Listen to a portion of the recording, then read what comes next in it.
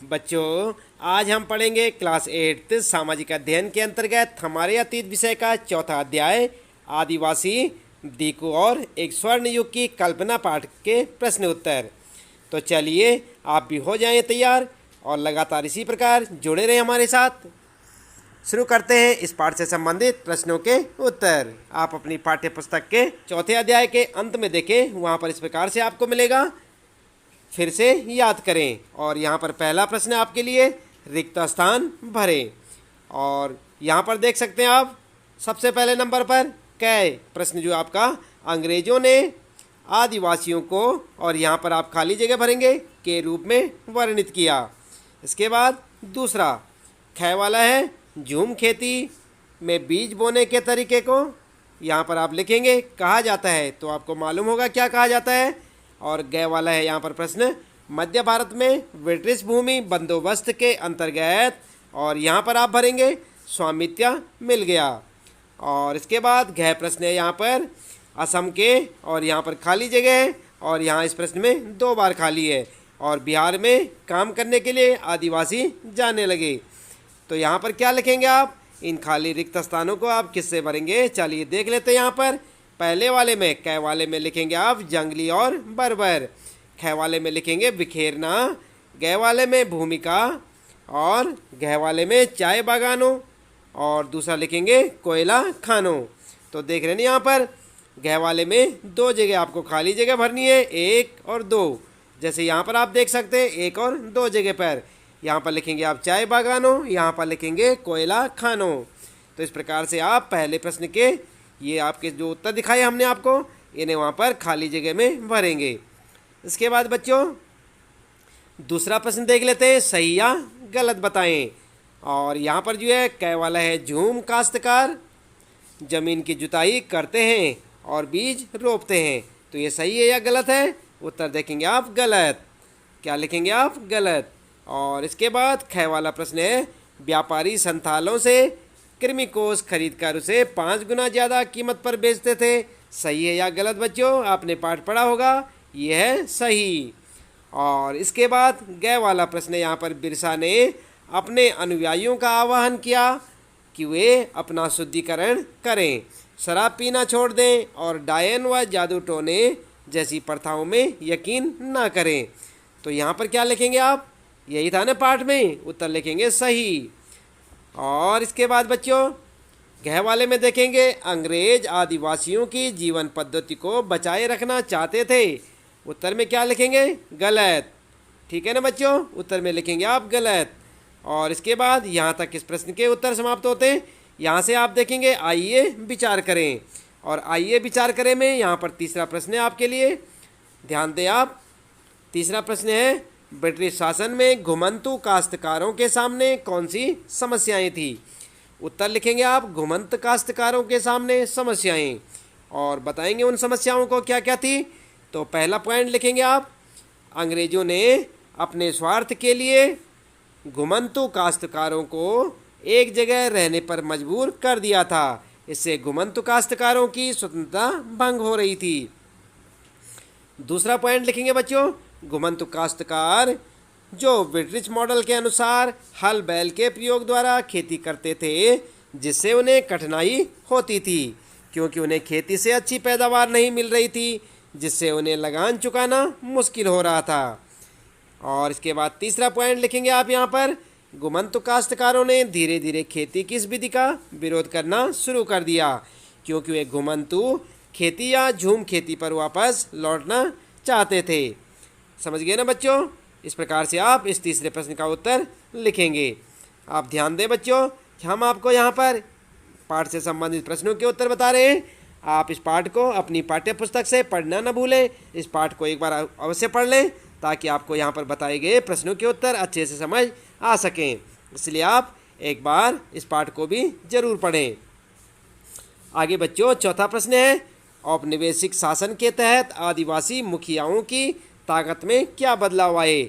उत्तर लिखेंगे आदिवासी मुखियाओं की ताकत में बदलाव, और हेडिंग डाल के। और पहला पॉइंट लिखेंगे आप आदिवासी मुखियाओं के कई प्रशासनिक अधिकार खत्म हो गए, उन्हें ब्रिटिश अधिकारियों द्वारा बनाए गए नियमों का पालन करने के लिए मजबूर किया गया। और दूसरा पॉइंट है यहाँ पर, आदिवासी मुखियाओं को जब अंग्रेज अधिकारियों को नजराना देना पड़ता था और अंग्रेजों के प्रतिनिधि के रूप में अपने समूह को अनुशासन में रखना होता था। अगला पॉइंट लिखेंगे बच्चों, आदिवासी मुखियाओं के पास जो ताकत पहले थी अब वह ताकत नहीं रही, वे परंपरागत कार्यों को करने के लिए भी लाचार हो गए। इस प्रकार से आप तीसरे प्रश्न का उत्तर लिखेंगे। इसके बाद देख लेते हैं पांचवा प्रश्न और उसका उत्तर। तो यहाँ पर देख रहे हैं बच्चों, ये है आपका पांचवा प्रश्न, दीकुओं से आदिवासियों के गुस्से के क्या कारण थे। उत्तर लिखेंगे आप, दीकू आदिवासी मिशनरी, सूदखोर, हिंदू जमींदार तथा अंग्रेज अधिकारियों को दीकू कहते हैं। समझ गए ना बच्चों आप, दीकू किसे कहते हैं। यहाँ से आप देख सकते हैं, हेडिंग डालेंगे आप दीकू और लिखेंगे आदिवासी मिशनरी, सूदखोर और हिंदू जमींदार तथा अंग्रेज अधिकारियों को दीकू कहते हैं। दीकुओं से आदिवासियों के गुस्से के क्या कारण थे, चलिए यहाँ पर हेडिंग डाल के लिखेंगे आप गुस्से के कारण। और पहला पॉइंट लिखेंगे, नंबर 1, आदिवासी दीकुओं को अपनी गरीबी तथा दयनीय अवस्था का कारण मानते थे। नंबर 2, आदिवासियों का मानना था कि कंपनी की भू राजस्व नीति उनकी पारंपरिक भूमि व्यवस्था को नष्ट कर रही थी। और तीसरा पॉइंट है बच्चों, आदिवासियों का मानना था कि हिंदू जमींदार तथा सूदखोर उनकी ज़मीन हड़पते जा रहे हैं। अगला पॉइंट लिखेंगे, चौथा, आदिवासियों का मानना था कि मिशनरी उनके धर्म तथा पारंपरिक संस्कृति की आलोचना करते हैं। ठीक है ना बच्चों, तो इस प्रकार से आप इस पांचवें प्रश्न का उत्तर यहाँ पर लिख सकते हैं। इसके बाद बच्चों आइए देख लेते हैं, यहाँ पर छठा प्रश्न है आपके लिए और इसमें पूछा है, बिरसा की कल्पना में स्वर्ण युग किस तरह का था। आपकी राय में यह कल्पना लोगों को इतनी आकर्षक क्यों लग रही थी। उत्तर में क्या लिखेंगे आप, हेडिंग डालेंगे पहले, बिरसा की नज़र में स्वर्ण युग। देख रहे ना आप यहाँ पर उत्तर में, बिरसा की नज़र में स्वर्ण युग। और इसके बाद आप लिखेंगे पॉइंट बनाकर, नंबर 1, बिरसा ने अपने अनुयायियों से अपने गौरवपूर्ण अतीत को पुनर्जीवित करने के लिए संकल्प लेने का आह्वान किया। इसके बाद दूसरा पॉइंट लिखेंगे, बिरसा ऐसे स्वर्ण युग की चर्चा करते थे जब मुंडा लोग अच्छा जीवन जीते थे, तटबंध बनाते थे, कुदरती झरनों को नियंत्रित करते थे, पेड़ और बाग लगाते थे, पेट पालने के लिए खेती करते थे। और नंबर तीसरा, उस काल्पनिक युग में मुंडा अपने भाइयों और रिश्तेदारों का खून नहीं बहाते थे, वे ईमानदारी से जीते थे। चौथा पॉइंट लिखेंगे बच्चों, बिरसा चाहते थे कि लोग एक बार फिर अपनी ज़मीन पर खेती करें, एक जगह स्थायी रूप से रहें और अपने खेतों में काम करें। तो इस प्रकार से आप इस छठे प्रश्न का उत्तर लिख सकते हैं बच्चों, हेडिंग डालकर बढ़िया से सुंदर से लिखें आप और इसे याद भी करें। इसके बाद देख लेते हैं यहाँ पर अगला सातवां प्रश्न है, आइए करके देखें। देख रहे हैं ना बच्चों, और प्रश्न है सातवां, अपने माता पिता, दोस्तों या शिक्षकों से बात करके 20वीं सदी के अन्य आदिवासी विद्रोहों के नायकों के नाम पता करें, उनकी कहानी अपने शब्दों में लिखें। तो बच्चों आप ध्यान दें, यहाँ पर जो है चाहे तो आप अपने हिसाब से लिख सकते हैं और चाहे बच्चों आप अपने माता पिता, शिक्षकों या अन्य लोगों से भी पूछ सकते हैं। तो यहाँ पर उत्तर में आप इस प्रकार भी लिख सकते हैं बच्चों। यहाँ पर आप देखें, ध्यान दें आप, यहाँ पर जो ये हेडिंग है यात्रा उरांव, क्या है ये, यात्रा उरांव, यहाँ का यहाँ पर वर्णन किया गया है, ये हेडिंग है। इसके बाद आप लिखेंगे, यात्रा उरांव झारखंड राज्य के छोटा नागपुर क्षेत्र का एक जनजातीय स्वतंत्रता सेनानी था। यहाँ पर देख रहे हैं ना आप, यात्रा उरांव झारखंड राज्य के छोटा नागपुर क्षेत्र का एक जनजातीय स्वतंत्रता सेनानी था। क्या समझे बच्चों, ये जो है किसी स्वतंत्रता सेनानी का नाम है, यात्रा उरांव। उनके नेतृत्व में 1914 से 19 के दौरान ब्रिटिश शासन के विरुद्ध आंदोलन चलाया गया।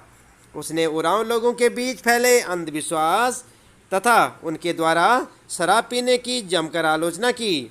उनके इस धार्मिक आंदोलन ने कर नहीं आंदोलन को जन्म दिया।